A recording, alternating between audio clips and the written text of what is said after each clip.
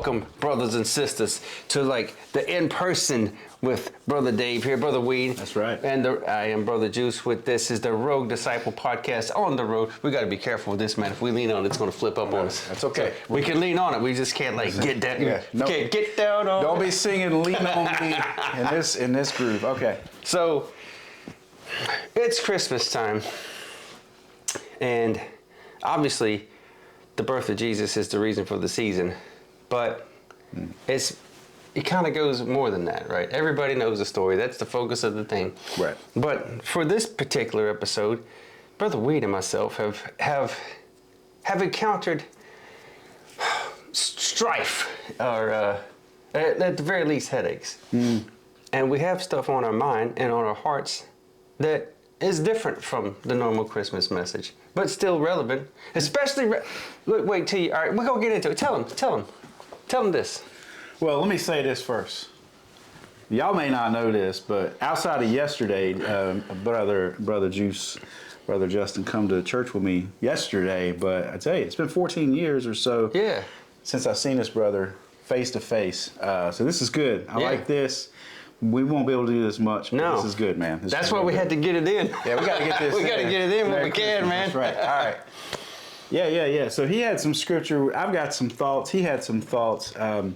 One thing that come up was this idea of us being a living sacrifice. And just, I think it's like, sometimes God, you wouldn't think that God would reject us coming to him in a way that we, quote unquote, want to honor him. Let's say if we're talking old school, like Old Testament, like giving a sacrifice to the Lord on the altar. Yeah, that fatted ram. But God doesn't want us to come as hypocrites, not living for him or living righteous in him, and then try to, in front of everybody, show that sacrifice like, here, look, let me do my part. Yeah. It's just like, in a sense, it's similar to those that might go to church every Sunday, and it could be every Sunday, right? But those other days of the week, they're screaming and yelling and just doing all these rolling things. Rolling them dice. Rolling the dice.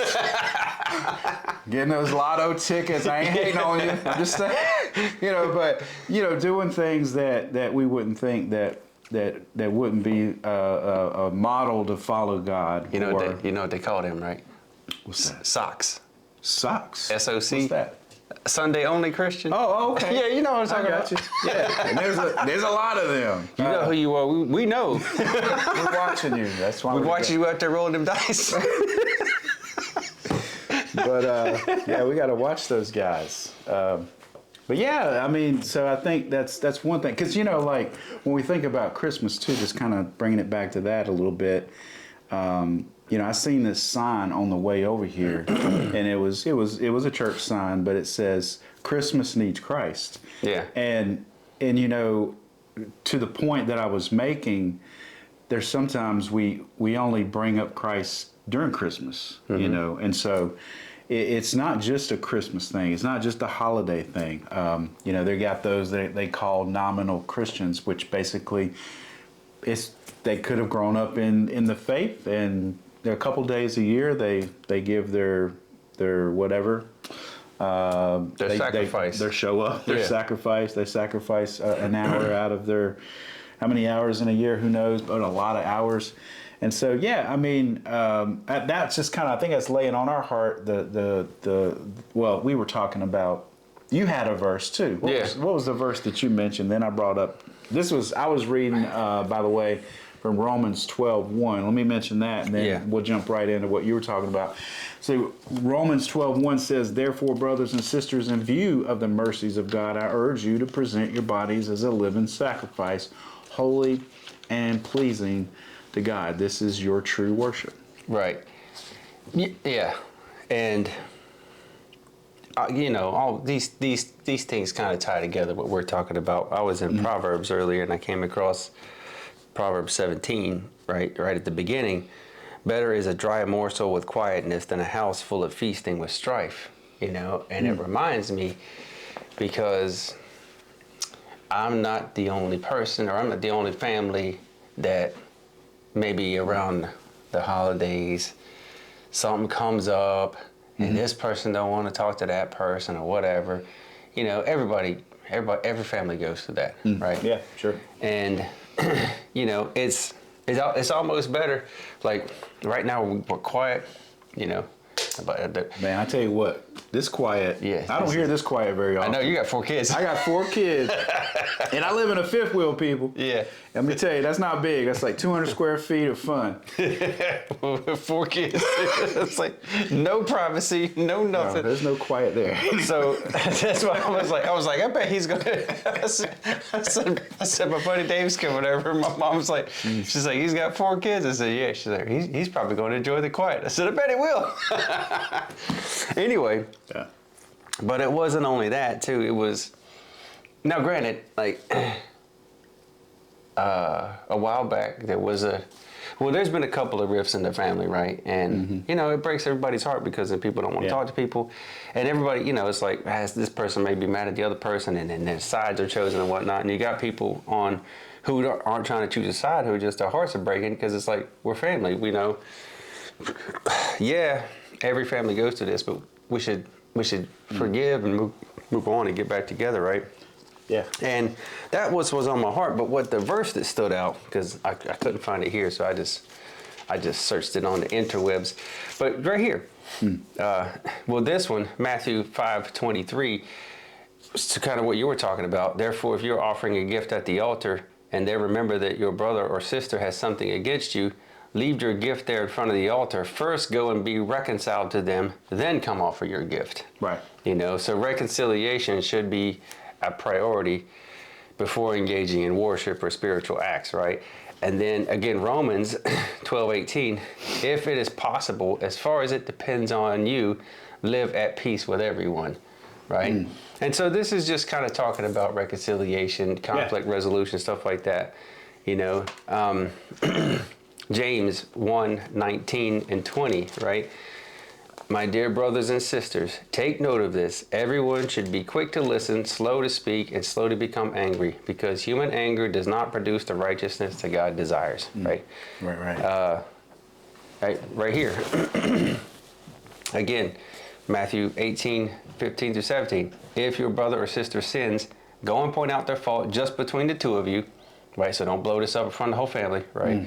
If they listen to you, you have won them over. But if they will not listen, take 1 or 2 others along, so that every matter may be established by the testimony of 2 or 3 witnesses. If they still refuse to listen, tell it to the church. And if they still refuse to listen, even to the church, treat them as you would a pagan or a tax collector. So, because sometimes the best thing you can do is to, you know, just to be like, all right, we need a hard time out. Yeah. You know? Yeah. Take a step back. Yep, step back, because some, you know, if somebody's gonna be a hardhead, they just won't listen at all, then it's like, you know, you trying to push is gonna make it worse. You know what I mean? Right. So anyway, that's kind of, and not saying that that's currently going on, because that's really not what's currently going on in my family. What's going on? There's at least one person who is just so distraught, right? And just losing it, and it seems seems as if everything is working against her. She's, you know, having some issues with a job, got a health scare, got, you know, baby daddy drama and all this stuff, and all these things are kind of hitting her at once. Yeah. And she's really losing it, or not maybe really losing it, but it's just overwhelming. Yeah. You know, and it's hard to. Sometimes you don't know how to support that person. Yeah. You know what I'm saying? Are they a person of a faith, and are they leaning into that at all? Yeah. As much as she can. Right. You know. Yeah. I mean, sometimes we people outside of the situation, you know, sometimes it's good for us to take a step back too and say to ourselves, you know, how can I best serve that person, right? Yeah. So, you know, and I think a lot of times that's what. You know, often we hear people's problems, and it doesn't have to be our families, be other people.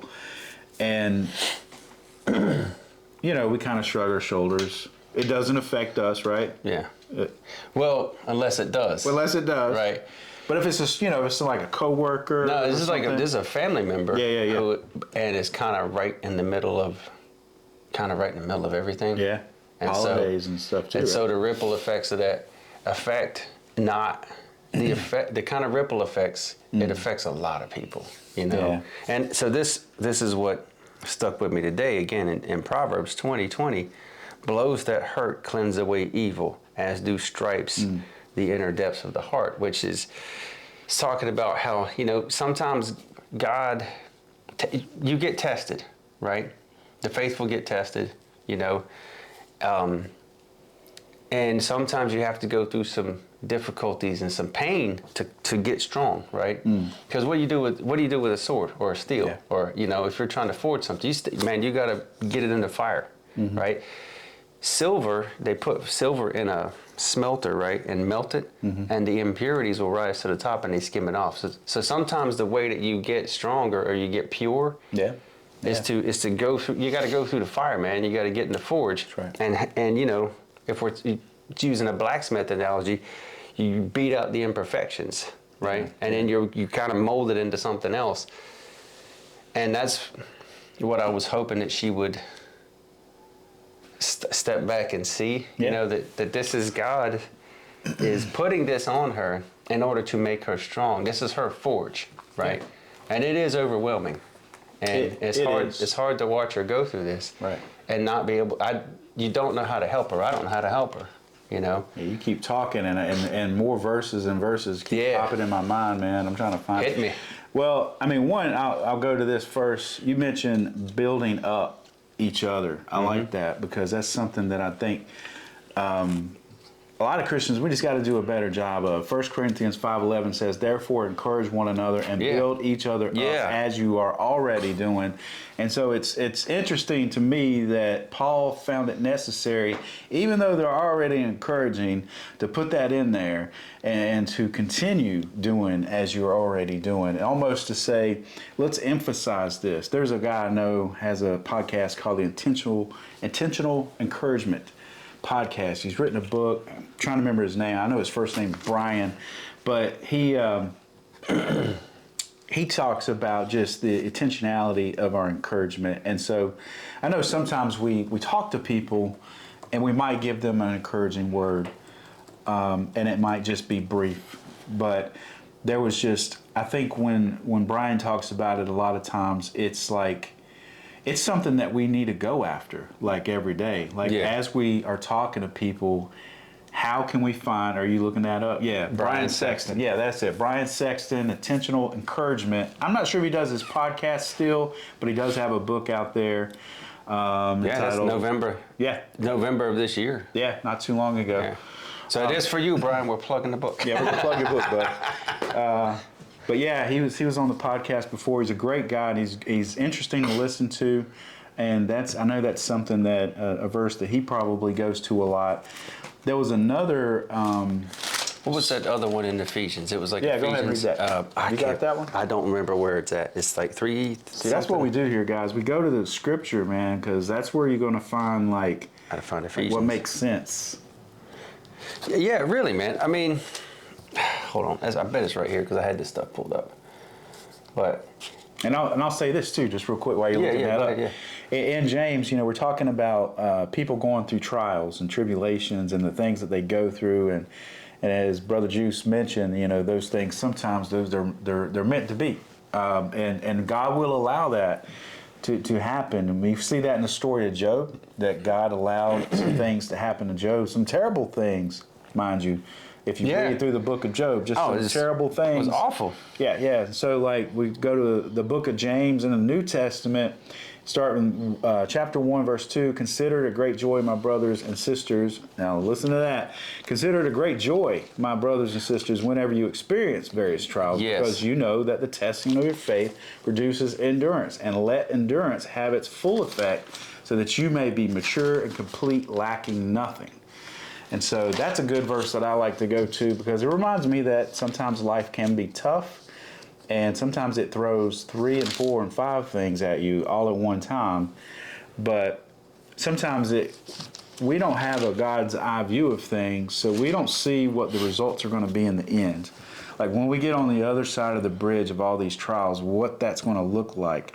But often we can probably think through the history of our own lives to say that I'm better off because this happened, or I went through this and I made it to the other side. Yeah. We know that now, but as we're going through things, it's really tough to see. It is. I mean, unless you're right, unless you kind of already mature and you know, okay, this thing I'm going through means something, and I need to kind of look at it like that. Yeah. But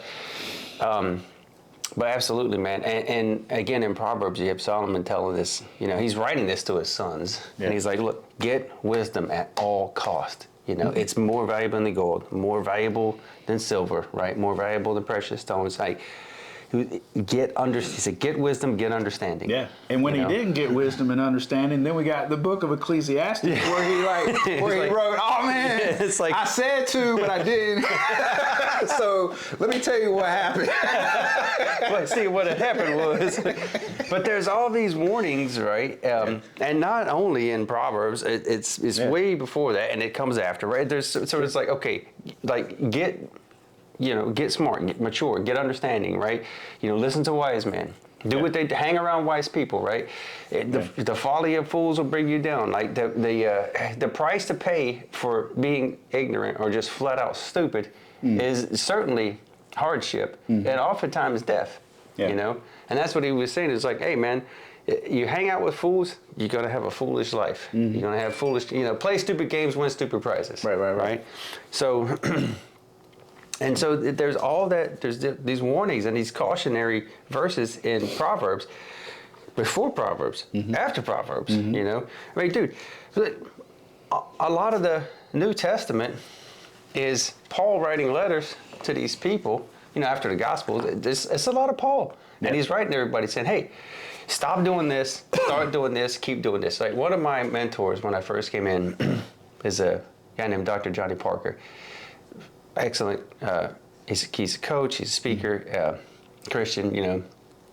And he said we were having like a coaching call, and he goes, "All right." He's like, one of the things that people do is three things. He's like, what do I need to stop doing? What do I need to start doing? And then what do I need to keep doing?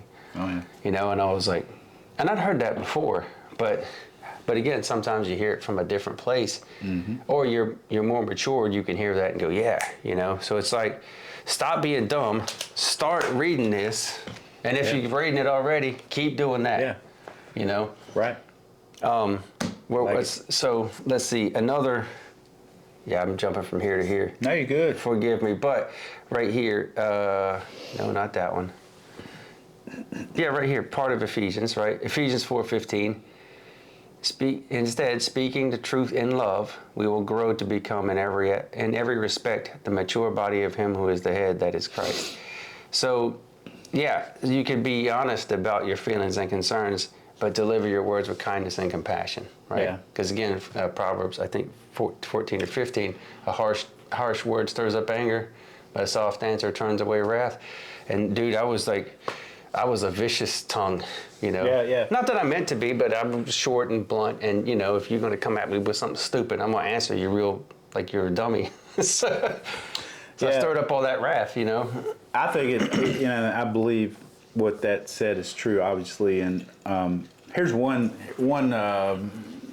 let's say, word of caution that I would give people, though, is just to be careful that when we're correcting people, it's not just because it's not the way we would say it or do it or live it. Right.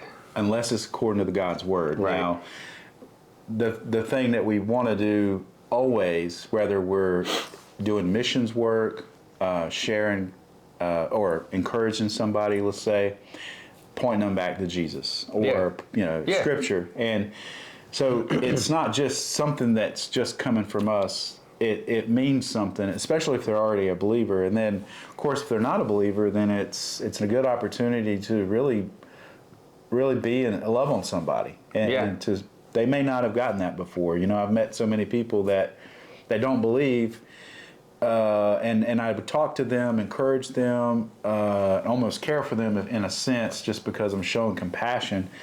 And they're like, "Why are you doing this? Well, why me? Or what do I matter?" And I'm like, "Well, dude, you matter because God said you matter." Yeah, you matter because God made you, and whether you believe in Him or not, He still made you. Yeah. And I'm in the image of Christ, or God as well. And I'm called to love you, brother or sister, whoever it is. And so it means a lot. And I think today, like that's even more, well, it's always important, but I think it's really important. You know, I'm going to stay in James just for a second. Yeah. I'm going to say this verse too. Chapter 1, verse 19, my dear brothers and sisters, understand this. Everyone should be quick to listen, slow to speak, and slow to anger, for human anger does not accomplish God's righteousness. So, like, we just got to be careful, you know, and we, again, take a step back sometimes. Social media is a terrible place to be if you're quick to talk, right? If you're quick to speak. If you're quick to anger. If you're quick to anger. Don't read the comments. Just keep strolling. Or don't hit send, right? Don't hit send, man. Don't.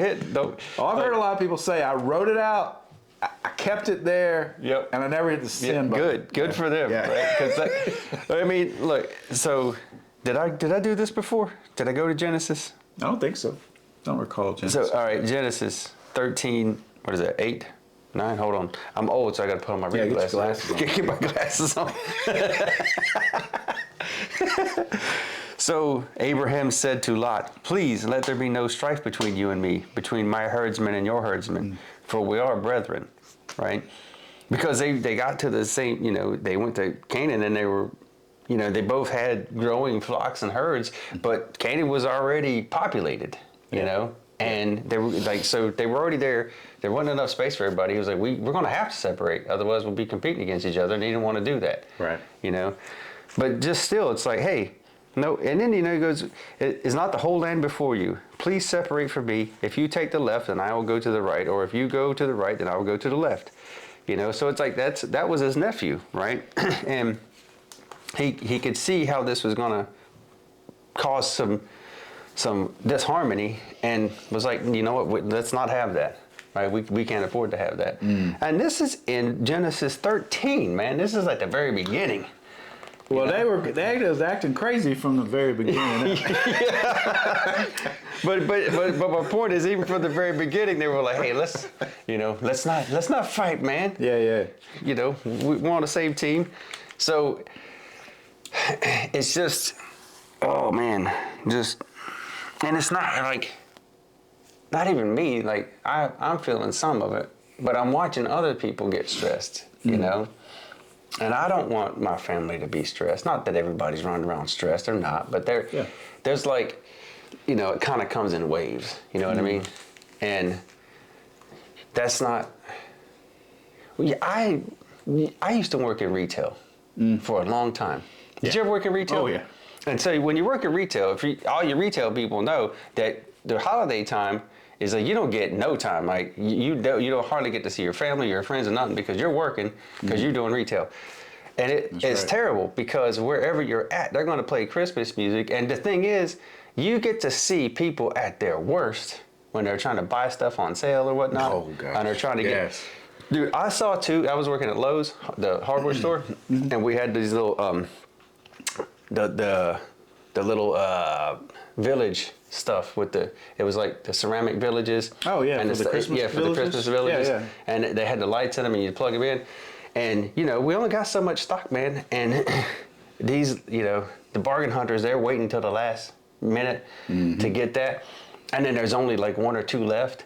And I saw these 2 old ladies go over like a little ceramic house, you know. Yeah. And I mean, it was cool looking, but I'm like, dude, you know, they're gonna make them again next year. But they were wrestling over that thing, man. What's that Arnold Schwarzenegger movie, Jingle All the Way? Is that it? Yeah, it's Jingle All the Way. Like, it's a decent Christmas movie. It's okay, but it's just like where there's this. He kind of waited at the last minute to get this superhero doll for his kid. Oh, yeah. And it's a movie about him. Who plays the other part? But him and another guy. I can't remember who that is right offhand. But the whole movie, they're going from store to store trying to beat each other there, tackling each other. There's even one scene where there's a bunch of Santa Claus running after the guy. I don't know. It gets a little crazy, but yeah, that made me think of that. Yeah. I forget. I mean, I took you off base. No, that's there. all right. My bad. No, we're all over the place, man. We're all over the place today. That ain't a thing. 'Cause we don't have any strife between us, my brother. We're just trying to put it out there to not have let other people have strife, you know. Yeah. And if you do have strife, there's a book here. You might want to get into it Yeah, it's a and read it. best-selling book too, by the way. It's they got a lot of good stuff in here. Hey, check this out, right? Well, you go ahead. And also it's not only the best-selling book, but it's also the most stolen book in the history of the world. Did you know that? I did not know that. Most stolen book in the history of the world. But I did see this on, as I'm like, you scroll on you doom scroll, right, when you get up in the morning. And I went to Google and it was like, this article was like, prisons are needing Bibles. They don't have enough Bibles. Yeah. They want people to donate Bibles to the prisons. And I'm like, well, it sounds like a good idea. It's a good idea. It's a good idea, right? But then it's like, well, if you weren't in prison, you wouldn't be needing a Bible in there. Yeah. don't go to prison. And ironically, that's where a lot of people find Jesus. I've heard the Gideons come by our church once or twice a year, and there was one story I remember them telling of a guy just throwing one of the little Gideon Bibles away in the trash at a prison. Yeah. And the guy that got it ended up becoming a preacher, and he got out eventually. And then when he got out, I mean, he was just word of God, like all the way. Ain't that something? It is. It's amazing. Well, Psalm 133. Let me read this. This is one of my favorite passages when it comes to being in harmony with each other, or living in harmony. It says, "How delightfully good when brothers live together in harmony." I'm not going to read the rest. It's a very short psalm, as a matter of fact, only a few verses. Go ahead and read it. Read the whole thing. Well, I'll read the rest. Yeah, it kind of gets a little Old Testament-like. But anyway, because it is the Old Testament. Right? All right, so I'll start over again. How delightfully good when brothers live together in harmony. It is like fine oil on the head running down on the beard. So look, if you look at my head, it would run straight now. This might be talking about me. Running down Aaron's Right into that beard. and my beard onto the robes. It is like the dew of Hermon falling on the mountains of Zion, for there the Lord has appointed the blessing, life forevermore. But I like that verse, and I actually wrote a little article about that one time, just because I was in a space at that time where I seen a lot of dissension between people in the church, and there was a lot of arguing over theological positions. I guess that's all I'll say about that. But yeah, and that spoke to my heart, that verse. But we should be living for that every day. Yeah. We should be living to be in harmony with one another. But I mean, frankly, a lot of times we're not. Yeah. Well, look. Well, okay. To piggyback onto that, right?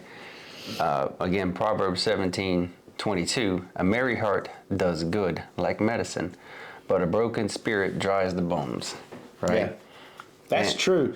And that's medically correct too. If you look at the science today, like that's what I love about some of these proverbs. I've read a couple before, kind of like that, and it really like goes to a lot of the psychology and things that we've sort of studied, and your outlook. Yeah, outlook, your attitude, the effects of anxiety and things of that nature. That really and so think about this, right? So we've all known people who have had bad stuff happen to them, right? Mm-hmm. But so I mean something terrible, right? Mm-hmm. And so, but then somehow they're just like, it happened to them, but they're like, they succeed anyway. They're doing good anyway, right? They enjoy life anyway, because they understand how bad it can be and how much pain and suffering there could be. Right. And so they're grateful for all the happy times. Or they're grateful for the plain times, the calm seas. You know what I mean? Yeah. They rejoice in that. And look at this. We were talking about all this crazy stuff going on. So before that, Proverbs 17:15, he who justifies the wicked and he who condemns the just, both of them are alike, are an abomination to the Lord. So that's kind of like, when people are calling evil good and good evil. Yes. Which there's been a lot of that going on. I think that's shifting back the other way now. I think the pendulum's swinging back a little bit, but that's exactly what was going on. And then it's like, oh, look at this. Here it is. Well, there it is. I'm reading it. Yeah. Like I'm not making it up. It's right there. It's right there. Proverbs say, what? Which It said that right there, yes. Yeah, You know? people got to pay attention to Proverbs. It's dude. it's very practical. That's why I started this YouTube channel because Brother Dave knew me when I didn't believe in nothing, and so I didn't know any of this. I didn't know any of this stuff. I knew the Proverbs, right? I knew some of them. I mean, I've known some passages. I've read some stuff here and there, right? I just didn't know how deep it went. I didn't know how much the depth of knowledge that was in here. You know what I'm saying? You were just talking about us back in the day. Yeah. And my eyes went down. It's like, no, man, we were sinners. Oh Lord, hold up. No, we weren't that crazy. No. It was a scripture. Okay. It's like God said, look down, Dave. Look down. Go here. Don't associate with those who drink too much wine, or with those who gorge themselves on meat. So, anyway. Well, luckily we don't do that anymore. I do like steak, but yeah, but there's a difference between having a steak and gorging, right? Right. So, must be. And even in, like, where is it? Somewhere, just back here, it was like, beware of too much drink, right? Yeah. Beware. It's like, but it literally is like, hey, you can't, like, don't drink too much because you get stupid and you don't make good decisions that way. It's either it might be ahead, it might be this way, but. Oh yeah. But anyway, but even the Bible is like, hey, don't drink too much, right? Yeah. Don't get stupid, man. You start making decisions you ain't gonna like later. Right. But I mean, it's there's so much in here that deals. I mean, I literally thought, okay, maybe the Bible has some good stuff in it, but this is written so long ago by a bunch of people running around in the desert. What could they possibly say back then that has applications to what we're doing right now? And the thing that I learned is that really we haven't changed all that much. Like, technology's changed. Like, we got laptops and phones and wireless mics and cameras and stuff, the internet, YouTube. We got all this stuff. But we haven't really changed all that much. We still do the same dumb stuff. Yeah. We still drink too much and make bad decisions, eat too much meat, right? Hang out with the wrong people, stop coveting somebody's wife, or man, you know what I'm saying? I mean, all that stuff still goes on. Yeah. It was going on. I mean, they talked about it in Leviticus. Yeah. Yeah, And it's still here. Because there's one thing that hasn't changed. We're still living in sin. Yeah. I mean, we're still sinful. Yeah. By nature. I mean, we're born into it. And I heard a pastor say the other day, if you don't think we're born into sin, then you think about your toddler. What's one of the first words that they usually say? And it's no. So you got to tell the kid no. Actually, a friend of mine told me that. He goes. Our nature is not to do evil, but to do wrong, right? Yeah, to so reject. we have to be corrected and to do stuff right. He goes, what do you tell kids all the time when they're young? He's like, you're always telling them no. And my little one got in trouble today for that. Well, he's little though, so he's gonna learn it, right? He was, the Malachi. He tells Mama no a lot. He tells me no a lot too. Hey. And he's gonna learn quick. Yeah, man. Some proverbs. Yeah. Oh, hold on. Wait. I found one. Look here. This is gonna make some people mad right here. We're gonna do it. Do not withhold correction from a child. For if you beat him with a rod, he will not die. That's right. Right? He won't die. You shall. I love it. You shall beat him with a rod and deliver his soul from hell. All right, there you go. That's permission. That's what that is. Well, what it's don't. It go. So they talk about it, right? It's this language was designed to motivate overly permissive parents who were afraid of damaging young children with any kind of discipline or making rules and enforcing them. There is no call here for abuse, right? So don't come at me in the comments, right? I'm certainly not advocating abuse. Loving discipline does not destroy rebellious children. It does them a big favor. Because look, sometimes you got to be told no by the people who love you, right? Because if we're both parents, and a lot of people going to be watching this are parents, and if our parents let us do whatever we want to do, whatever we want to do it, bro, I don't know, man, I would have done almost every drug on planet Earth. Yeah. That's not a good thing, you know? Yeah. No holds barred. And that's, what's your tendency? It's most of the time what do we do when we're in a team? We're always pushing the limit, right? And I think we're always doing that probably to some degree. I think probably in our teen years we push them even further and further and further. But yeah, I think naturally that's what we do. We push the limits to see. As long as we don't have something that let's say adjusts that or curtails that a little bit. Could be a relationship with the Lord, which hopefully that would be the thing for believers that would really put that into check, what we might do and what we will do and what we wouldn't do. But sometimes for others, there's, they may not have that in their life. So there may not, the consequences that are there may not be, well, not enough to dissuade you from doing it again, right? And that's the thing. Like, look, it's all throughout the whole thing. Mm-hmm. Especially in the Old Testament, right? It's the most pronounced in the Old Testament because God would tell the Hebrews, all right, look, don't do this. Do this, don't do this. And they were like, okay, and they veer away from God, what happens? Bad stuff happens. Yeah. A consequence happens. Right. Right? Yes. And he told them, how many times? I don't know how many times. It's like, okay, you guys are not following the rules. And so I'm going to deliver you into the hand of your enemies. You're going to be captives, right? It'll be Genesis. They're slaves to Egypt for 400 years, right? Yeah. And then what happens in Exodus? They come out, but the Exodus generation are so ungrateful and so unruly that he's like, you guys are not going to get to see the promised land. Mm-hmm. You're literally going to go in circles for 40 years, and your kids are going to see it, right? That was the, I mean, dude, you brought them out of Egypt, part of the Red Sea, destroyed Pharaoh's army, kept them alive, kept them safe, fed them, brought them to the literal right at the Jordan, and still people were doubting. Yeah. I mean, bro, first of all, if you get me out of Egypt, and I see the Red Sea part, dude, if I was a doubter then, I'm not anymore. That's always baffled me. Me too. To see that and just to watch Moses go up on the mountain too, and and then they're 10 Commandments carved in a stone coming down, and they're about to worship a false god, and he got so mad that he was like, he smashed him. Yeah, he had to go back up there and get another one. They